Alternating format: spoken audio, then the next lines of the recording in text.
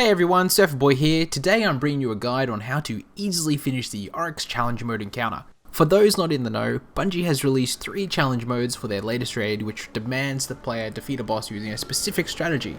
For Oryx, this challenge is quite simple. Oryx's health must go from completely full to completely empty in one damage phase by detonating 16 Blight Bombs at once.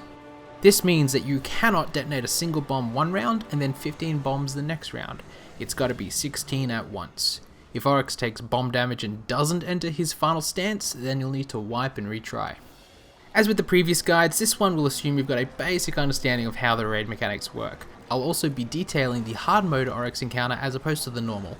The only difference for the normal one is that you don't need to worry about the extra knights that spawn when an ogre dies. So, on with the strategy. I like to use the popular Titan in the middle bubble strategy, but if you don't have a Titan, you can use a Hunter with Quiver or just ensure everyone is on their game. Before summoning Oryx, you'll want to assign each player a role. Get your Titan to set up shop in the center using Ward of Dawn with either Weapons of Light or Blessing of Light. If you have an extra Titan, even better, get them to use different perks. As for their weapons, my team has come to enjoy having one Titan use Sleeper Simulant, while the other rocks a Touch of Malice. This allows for burst and sustained damage against the ogres. The other positions can be filled by any mixture of classes. As for platform positions, it's a good idea to have your weakest player on platform 2. This way they are never on a side by themselves. They will either be with the player on platform 1 or platform 3. The players on platforms 1 and 3 should be able to kill the 4th knight by themselves if need be. Help kill your ogre by tossing a grenade and then focus on where your knight is going to spawn. Use your sniper or a rocket launcher with tracking, or even just primary fire. Just make sure your knight dies. However, if you run into issues, let the people in the middle know which side has a knight remaining. They can help you kill it. Once the runner informs you that the relic has been claimed, jump off the platform and get to the center. Lingering on the platforms for longer means the Hive tomb ship can easily hit you. Make sure you help take down the vessel. Stun Oryx by shooting him in the chest and then focus on taking down the Centurions and Acolytes. To help with orb generation, leave the thrall alive and bait them into the center where hunters can use their tether.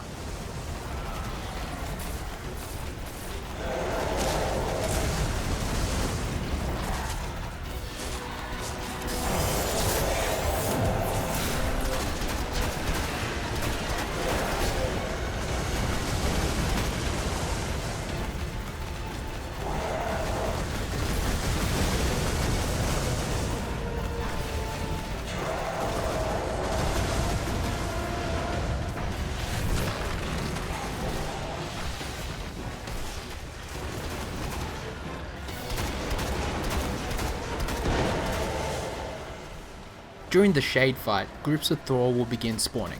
They spawn in groups of 3 in a set pattern. It goes right, left, left again, then right. Then the pattern will repeat. When you're in the dome, whip out your sniper and get to landing headshots. The Shade will typically charge at 75% health. If you've got a self-res Warlock on your team, get them to rush the Shade to bait out the slam attack. When the Shade supermans into the air, you can shoot it while it's above the dome for bonus damage. Be sure to call out where the Shade goes. As it's blinking, the contrails will inform you what direction it teleports.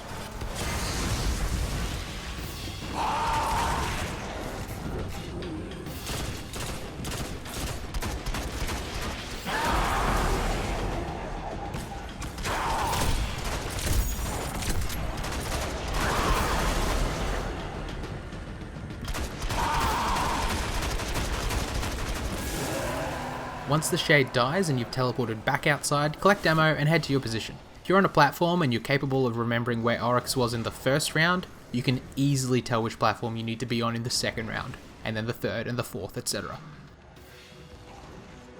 Here, I'm at the front by myself, so I know that if I'm able to, I should try and take down the 4th knight.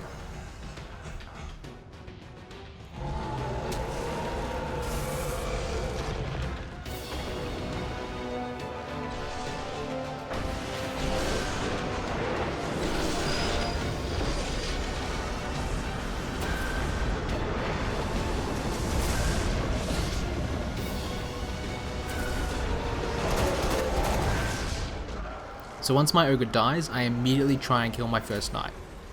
By the time my first knight dies, the runner is calling out that they've got the relic, so I can jump down and position myself behind where the final knight spawns. Standing in this area typically means that the enemies won't see you. And if you're on platform 1, it'll mean that Oryx can't shoot you with his missiles. The only drawback is that you'll either need to sprint back to the center to help with stunning Oryx, or get into a position where you can at least deal a small amount of damage from a distance. Now just repeat the first few steps.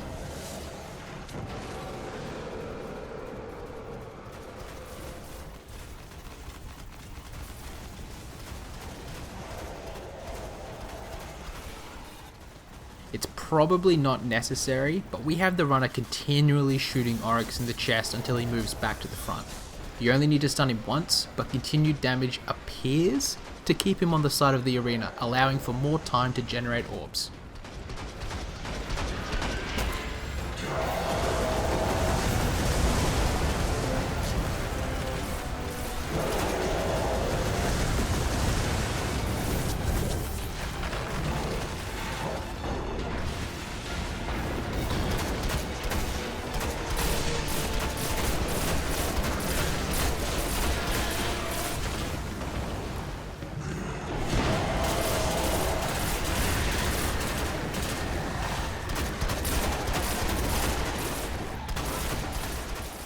Here you can see the thrall spawning. First on the right, then left will spawn 2 waves,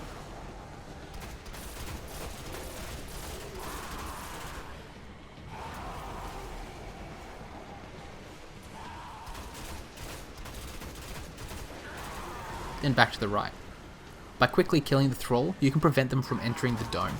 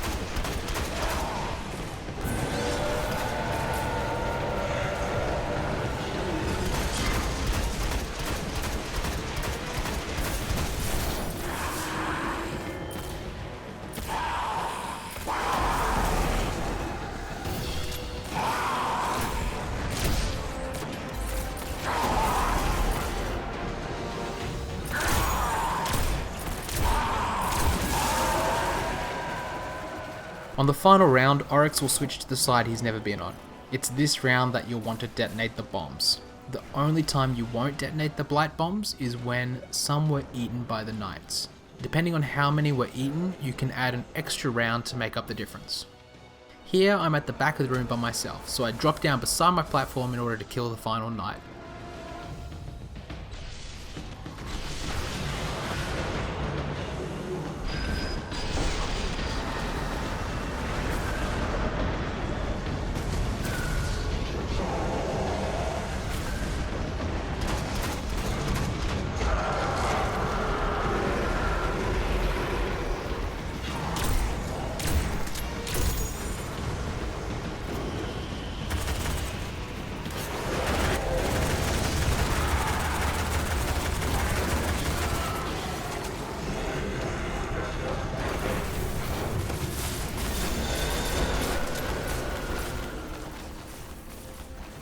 Stun Oryx, clear the enemies, then approach your Blight Bombs.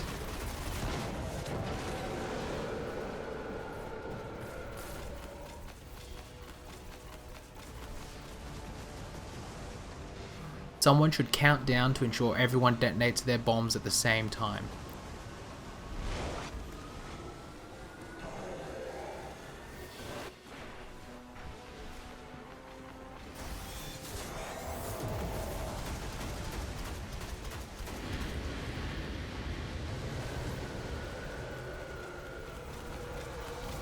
If everything went according to plan, Oryx will enter his final stance where he'll need to shoot his chest one more time.